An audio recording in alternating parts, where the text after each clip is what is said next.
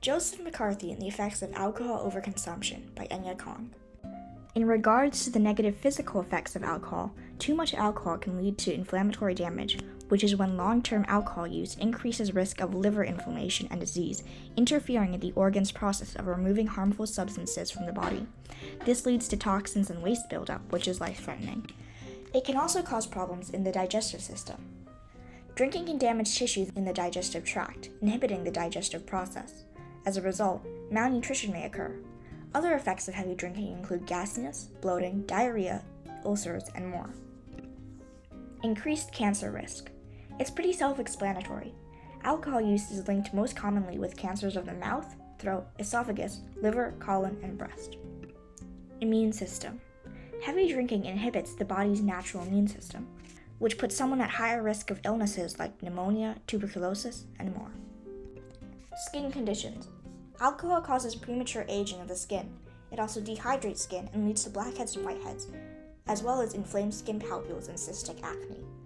Alcohol also inhibits sleep, causing an unhealthy complexion.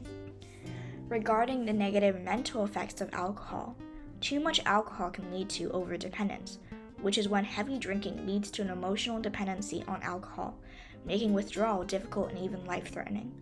Symptoms of withdrawal include anxiety and nervousness, nausea, insomnia, confusion, and more. It can also cause problems in the central nervous system. Besides slurred speech and lack of coordination, alcohol makes it harder for the brain to create long-term memories. It also reduces the ability to make rational decisions. Damage to the frontal lobe can occur, which is responsible for emotional control, short-term memory, and conscious judgment. Depression. Alcohol can worsen depression and depressive symptoms. Drinking can interfere with recovery from depression, and the co-occurrence of alcohol abuse and depression is associated with greater severity of both disorders. Sleep. Alcohol disturbs sleep schedules and increases the likelihood of insomnia. Quality sleep is critical to positive mental health, and the lack thereof can negatively affect daily functioning and overall quality of life. Suicide. Alcohol use is a risk factor in suicide. Studies show that mood and substance use dependence, alcohol included, are the most common disorders related to suicide. Senator Joseph McCarthy rose to prominence during the Cold War for his sensational but unproven accusations of socialist and communist subversion in the U.S. government, which came to be known as McCarthyism. He supposedly died of hepatitis, although some skepticism surrounds the validity of this diagnosis. Whatever the case, he drank himself to death. His alcohol addiction ate away at his liver until he died. McCarthy was always a heavy drinker, but the problem worsened with his role in the anti-communist struggle.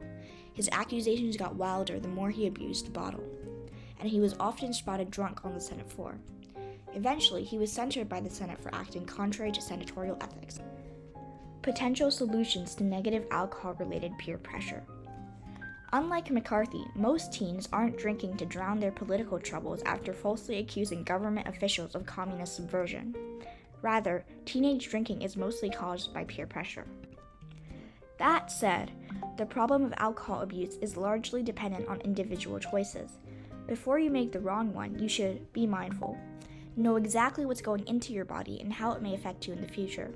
Do you want to increase your risk of developing cancer, ulcers, acne, depression, diarrhea, anxiety, pneumonia, and tuberculosis? If not, don't consume alcohol until the time you get to blame your parents for your bad decisions expires. Make excuses. If you're in a social setting and are being pressured to drink alcohol, and you know why you shouldn't drink at the wee age of not yet old enough to not blame your parents for your bad decisions, but are still determined to protect your fragile and possibly toxic social life, come up with some fun excuses. Drink some juice and pretend it's alcohol. Suddenly need to use the bathroom. Quickly change the subject. Leave the place. Or you could just say no. Talk to a trusted adult. Who am I to tell you all this? After all, I still haven't reached the expiration date of no longer being able to blame my parents for my bad decisions. Instead, you should talk to your parents or guardians ahead of time, at the very least, to warn them that they're about to take the brunt of your new teenage AUD. Then they'll probably stop you, which is a good thing. Other options include your counselor or doctor. In all seriousness, get some advice from someone you trust.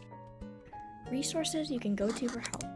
Many resources exist for helping people overcome alcohol addictions, including the following: Alateen, a no-cost support group for teenagers based on Alcoholics Anonymous, which is arguably the most popular alcohol recovery program. Smart Recovery, free programs that focus on dealing with addictive thoughts and behaviors.